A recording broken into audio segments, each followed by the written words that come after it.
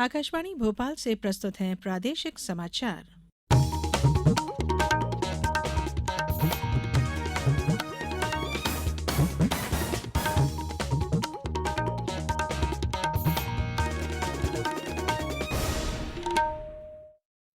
नमस्कार, समाचारों के साथ मैं धारणा सचदेव। सरकार ने पूर्व राष्ट्रपति रामनाथ कोविंद की अध्यक्षता में एक राष्ट्र एक चुनाव की संभावना का पता लगाने के लिए एक समिति गठित की है। इस बारे में मीडिया के प्रश्नों का उत्तर देते हुए संसदीय कार्य मंत्री प्रहलाद जोशी ने बताया कि समिति गठित कर दी गई है जो अपनी रिपोर्ट देगी। उन्होंने बताया कि समिति की रिपोर्ट पर सार्वजनिक रूप से चर्चा होगी। श्री जोशी ने कहा कि वर्ष 1967 तक लोकसभा और राज्य विधानसभाओं के चुनाव एक साथ हुआ करते थे। मेरा बिल मेरा अधिकार योजना आज से शुरू हो गई। इस योजना के तहत लोगों को सभी वस्तुओं की खरीद का बिल लेने का प्रोत्साहन दिया जाएगा।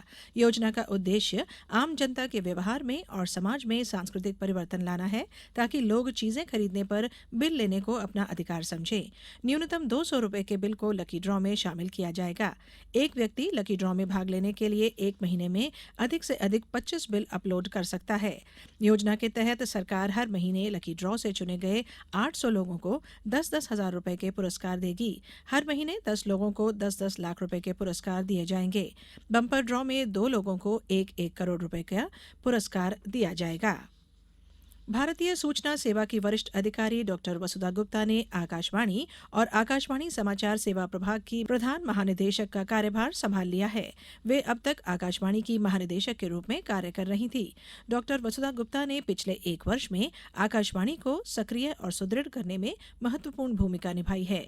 1989 बैच की अधिकारी डॉक्टर गुप्ता ने अपने 33 साल से अधिक समय के सेवा काल में सूचना और प्रसारण मंत्रालय में विभिन्न पदों पर कार्य किया। उन्होंने आकाशवाणी समाचार में अपर महानिदेशक के रूप में कार्य करते हुए क्षेत्रीय भाषाओं में सोशल मीडिया प्लेटफॉर्म की शुरुआत करने में महत्वपूर्ण भूमिका निभाई। छठा राष्ट्रीय पोषण माह आज से शुरू हो गया है। सरकार इस वर्ष सितंबर में पूरे महीने इसे मनाएगी। महिला और बाल विकास मंत्रालय ने कहा है कि इस वर्ष योजना के तहत पूरे जीवन चक्र में कुपोषण की समस्या से निपटने का लक्ष्य रखा गया है। मंत्रालय ने बताया कि पोषण माह में गर्भावस्था, शैशवकाल, बचपन और किशोरावस्था में पोषण के महत्व के बारे में जागरूकता फैलाने पर विशेष ध्यान दिया जाएगा। सरकार ने इस प्रकार की जागरूकता के लिए सुपोषित भारत, साक्षर भारत और सशक्त भारत का नारा दिया है। मंत्रालय ने बताया कि पोषण माह में पोषण की जागरूकता को विभिन्न कार्यक्रमों के जरिए जमीनी स्तर पर ले जाया जाएगा। रीवा सीधी टनल में यातायात व्यवस्था बहाल हो गई है। बाणसागर की नहर फूटने से कलल टनल में पानी भर गया था और वाहनों के आवाजाही पर रोक लगा दी गई थी। बताया जाता है कि कल रात मोहनिया घाटी होते हुए बाणसागर से बिहार को पानी पहुंचाने वाली मुख्य नहर अचानक फूट गई, जिसके कारण नहर का सारा पानी घाटी में बने टनल में भरने लगा था।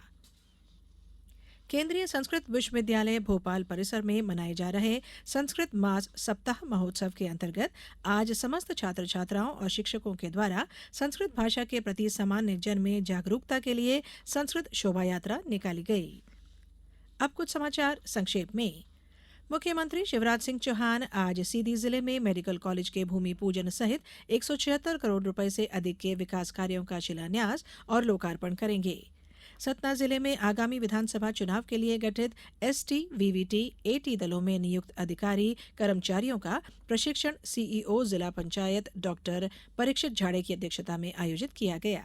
छतरपुर के 100 मीटर की परिधि में तत्काल प्रभाव से धारा 144 लागू की गई है, जिसके प्रभाव से 31 दिसंबर तक विभिन्न प्रकार की कार्यवाहियां और गतिविधियां प्रतिबंधित रहेंगी।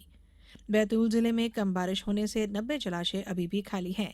वर्तमान स्थिति में सिर्फ 93 जलाशयों में 100% जल भराव हुआ है।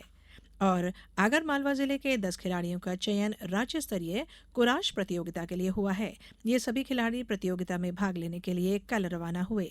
कुराश पारंपरिक मार्शल आर्ट की एक शैली है।